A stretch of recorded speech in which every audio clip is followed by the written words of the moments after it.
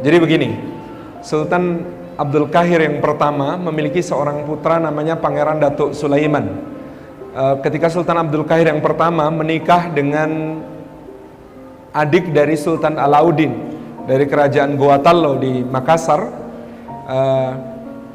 salah satu putra beliau adalah Pangeran Datuk Sulaiman ini.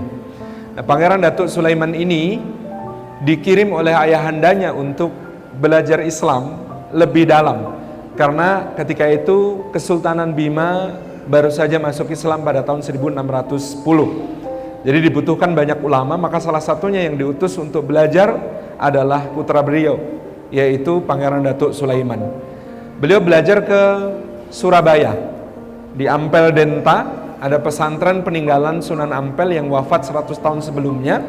Ini ada sebuah pesantren yang terus menjadi pusat belajar dari para bangsawan Nusantara dari berbagai macam penjuru. Di sebelah utaranya ada Giri Kedaton, yang kemudian juga di situ para pangeran dari Ternate, dari Tidore, dari Banjar, dari berbagai negeri datang untuk belajar agama Islam. Nah, termasuk adalah Pangeran Datuk Sulaiman yang kemudian belajar di Ampel ini. Nah, ketika kemudian beliau belajar di Ampel, beliau menikah dengan seorang keturunan Sunan Ampel dan memiliki 4 orang putra. Salah seorang putranya bernama Kiai Ageng Derpoyudo, nantinya akan menjadi Kiai Ageng Prampelan. Kemudian Kiai Ageng Prampelan punya putra namanya Kiai Ageng Derpoyudo. Kiai Ageng Derpoyudo ini punya beberapa orang anak, di antara anak beliau bernama Niken Larayuwati. Niken Larayuwati inilah yang kemudian diperistri oleh Pangeran Mangkubumi dari Kesultanan Mataram, yang kelak akan naik tahta sebagai Sultan Hamengkubuwono I di Yogyakarta. Inilah Niken Larayuwati bin Kiai Ageng Derpoyudo, binti Kiai Ageng Derpoyudo bin Kiai Ageng Prampelan bin Datuk Sulaiman bin Sultan Abdul Qahir I. Jadi cicit. Nah, inilah yang menjadi ratu pertama Kesultanan Yogyakarta, namanya Ratu Ageng Tegalrejo. Sultan Hamengkubuwono I bersama Ratu Ageng Tegalrejo ini sebelum menjadi sultan, Pangeran Mangkubumi dan Niken Larayuwati ini berjuang berjihad melawan VOC di tanah Jawa dalam perang terbesar yang pernah dialami VOC di Nusantara, namanya Perang Giyanti 1746 sampai 1755, berperang selama 9 tahun. Selama mengikuti suaminya berjihad fisabilillah, beliau menunjukkan kualitas dirinya sebagai seorang Serikandi Bima yang sangat dahsyat. Jadi beliau seorang yang ahli menunggang kuda, beliau seorang pemanah yang jitu, beliau seorang yang sangat ahli menggunakan pedang, menggunakan keris, menggunakan berbagai macam senjata. Dan di antara ketangguhan beliau yang kemudian tersebut dalam sejarah, beliau melahirkan putra mahkota Yogyakarta yang namanya Raden Mas Sundoro dan kelak menjadi Sultan Hamengkubuwono II, itu di tengah gerilya jihad di sebuah lereng gunung yang sangat curam. Gunungnya namanya Gunung Sindoro di daerah Temanggung dan Wonosobo, Jawa Tengah sekarang.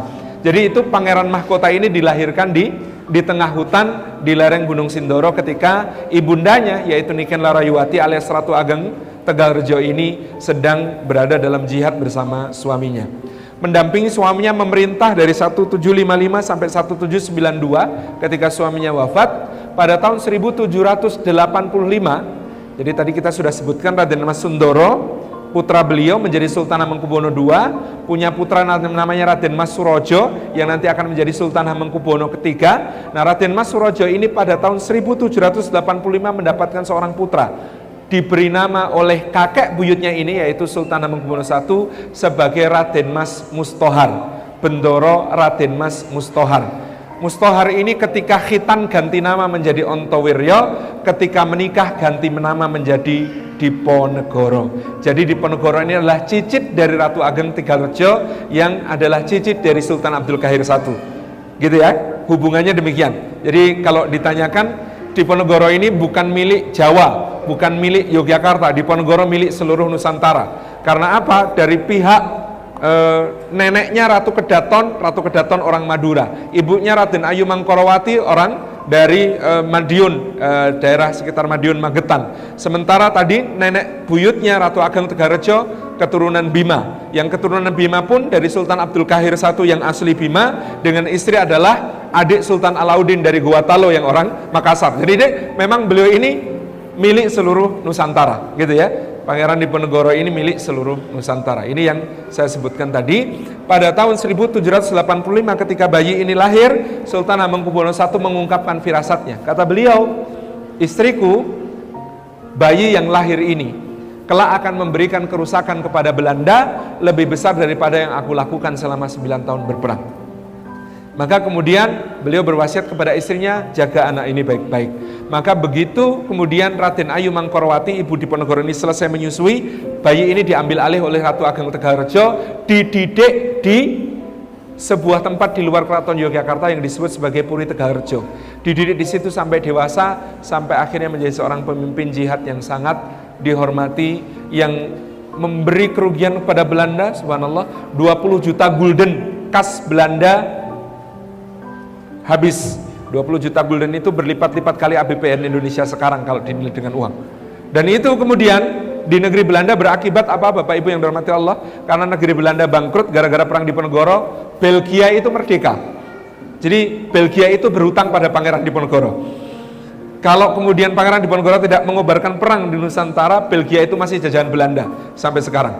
Tapi gara-gara kemudian ini terjadi, Belgia itu merdeka. Kemudian Bapak Ibu yang dirahmati Allah, juga 15.000 serdadu Belanda tewas di dalam pertempuran, dan memang ini perang yang sangat luar biasa menguras keuangan pasukan penjajah. Dan Bapak Ibu yang dirahmati Allah, saya kira intinya adalah Pangeran Diponegoro ini bukan cuma keturunan Bima, yang mendidiknya juga seorang wanita yang adalah mujahidah dari Bima, namanya Ratu Ageng Tegalrejo.